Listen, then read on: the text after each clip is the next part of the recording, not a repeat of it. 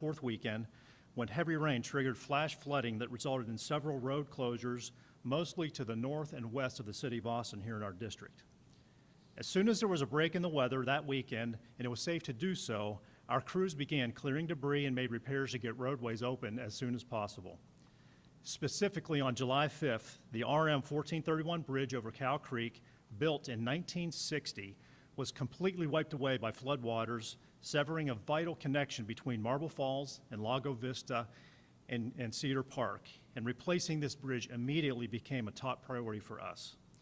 In the days following, our district team, along with the TxDOT Bridge Division, met daily to expedite the process of replacing that bridge and finished the design by the end of last week.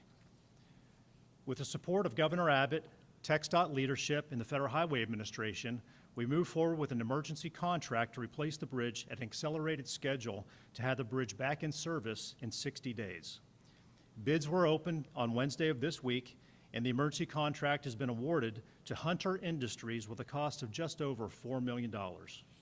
Hunter has already begun mobilizing and will deploy equipment over the weekend to hit the ground running on Monday, and is committed to doing whatever is necessary to open the bridge in the 60-day contract time period. But we've also included some financial incentives in the contract, and if the work is completed prior to the 60-day deadline, Hunter can earn up to an additional $1 million if they achieve the full bonus by completing the project 20 days early.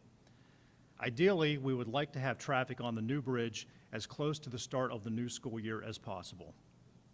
So now a little bit more information about the new bridge. This bridge was designed to the current engineering standards, making it slightly higher and wider, meaning that the bridge will be approximately 5 feet higher at the center than the previous bridge. And that also meets today's hydraulic standards. The new bridge will include 12-foot travel lanes, 6-foot shoulders, and a 2-foot striped median.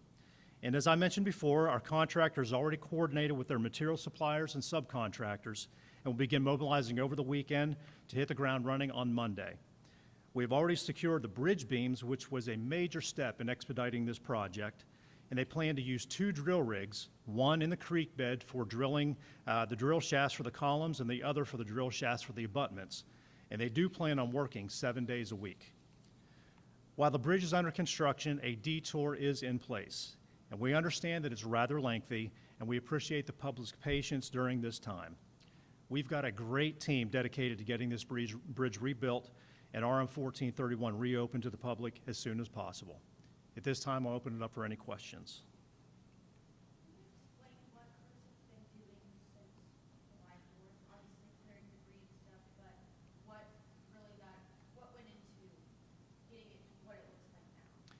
So I talked about awarding the contract this past Wednesday, but even in the days after the closure, we had a separate contractor go in and begin removing debris and preparing the site under a different contract. So the new contractor, the one that was awarded on Wednesday, could start on Monday immediately and have all of that cleared out of the way. So we even got a head start on the new bridge construction that will begin on Monday.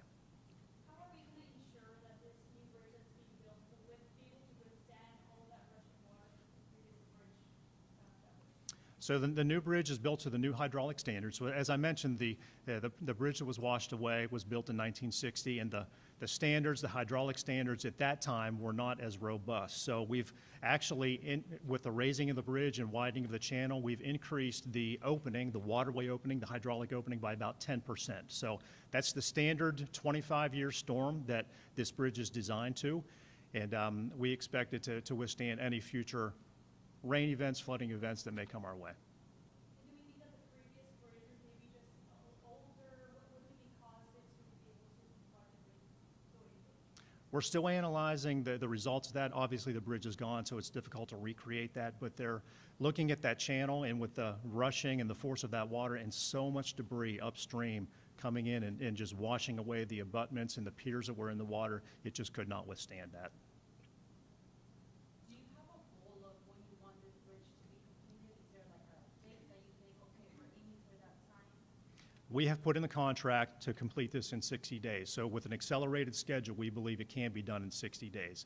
That takes us to about September 19th. But to incentivize the contractor to go even faster than that, and if they will do that however they see fit, operating 24/7 a day, 24/7 hours, 24 hours, 7 days a week, or working on weekends, and they've told me they will work 7 days a week. So if they are able to achieve it, we put an incentive in the contract to pay them $50,000 a day in advance of that 60 days up to 20 days maximum, which would equate to the $1 million bonus. So we believe it can be built in 60 days, but we've incentivized them to go even faster if they find ways to do that.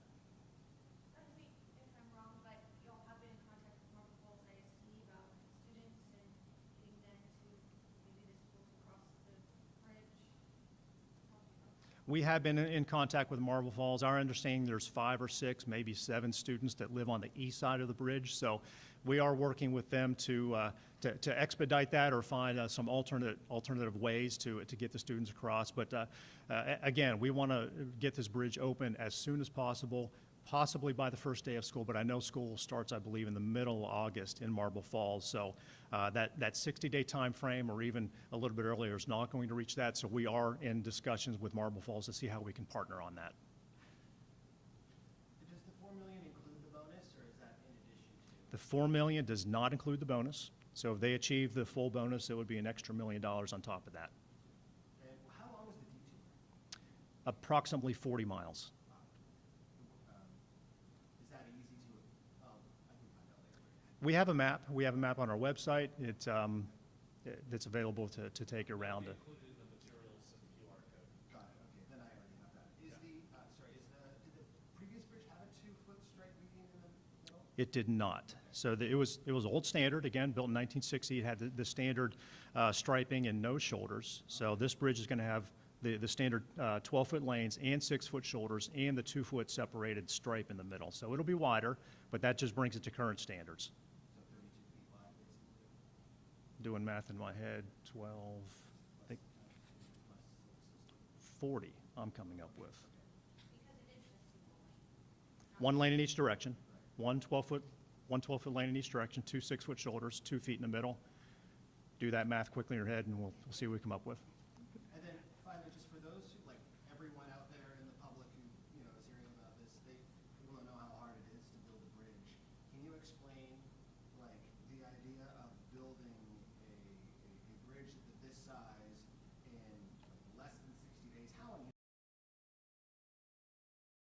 I mentioned in my comments, one of the things we were able to do is secure concrete beams from another project that we've designed this bridge to match those beams. On a typical project, if we go to a standard letting, bid opening, award of a contract, usually the contract will then order those beams. They need to get fabricated, shipped, designed, fabricated, and shipped to us. That can take up to 6 months. So if we were not able to find beams that we would need that would fit this project from another project in the state, there's no way we'd have been able to meet the schedule that we put out there. So we're appreciative of borrowing that. And the good thing is, from my understanding, that project, those beams were ordered, were fabricated, ready to go, but they weren't needed on that project immediately. So it should not even affect the time frame or the schedule on that project in that other district. Yeah, I was just gonna ask if expediting this project put another project on the back burner or kind of like cut the line for others. We did cut the line, but it doesn't put that project on the back burner or delay their schedule, because those beams needed to be used at a later time on that project. So they can get back in line, get those fabricated, and still meet their schedule. And what was that project, did you say? I don't have the details on the project, but it was in our Yoakum district. I'm very appreciative of the Yoakum district partnering with us on this project. As you prep towards construction for this replacement bridge, has there been any communication with the residents that live in this area? And if so, what communication? We've had ad hoc communication with the residents in this area as they drive through. Now, there are several roads or driveways on either side of this that we've been in constant communication just with our team out there and giving them updates and assuring them that we're expediting this as quickly as possible. Now, unfortunately, the bridge is not there. So to get to the other side of the creek, if they need to, they'll need to use the detour. They've seen the work. We were out there almost immediately within a couple of days of the waters receding, and they're seeing progress, and I think they're going to be very pleased seeing the progress on Monday when we start with the big equipment and drilling the shafts and getting this project going. Also, we have put out messages on Nextdoor, so we're updating the community via that route as well as our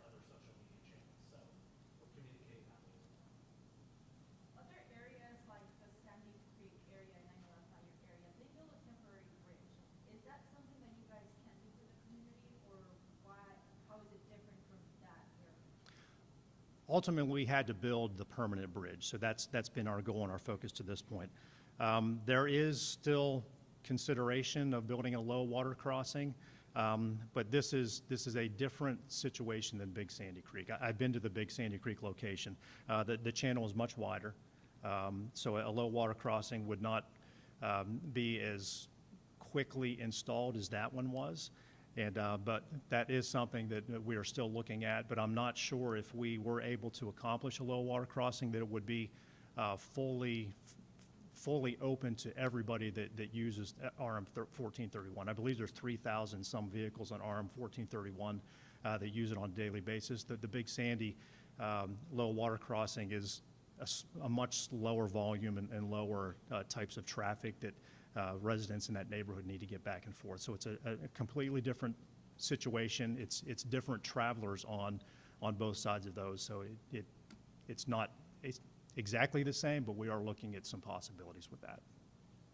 As of right now, the road around towards the bridge that's currently closed around this time, at least from the road signs there. Is there a certain timeline of when that road will open up for residents to be able to drive? Not driving to the other side, but kind of driving to where the residents are at? Is there a timeline for when that road will open? I'm not sure which road you're referring to. The road towards the Cow Creek? So the Cow Creek that runs parallel to the creek is a county road. It sustained some damage during the floods. There's several areas that are washed out.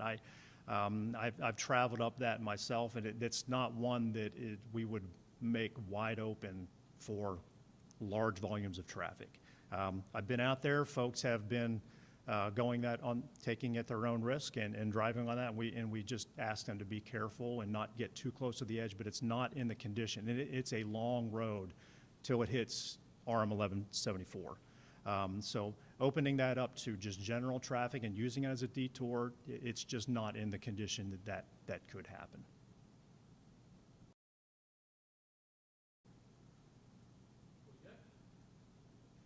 Okay, thanks everybody. So the roadway width is 38 feet. That includes the travel lanes, shoulders, and the 2-foot, and the overall width of the bridge is 40. 34, 40, we were close There you go. there. We're somewhere in You were between. close. Yeah. But by price of right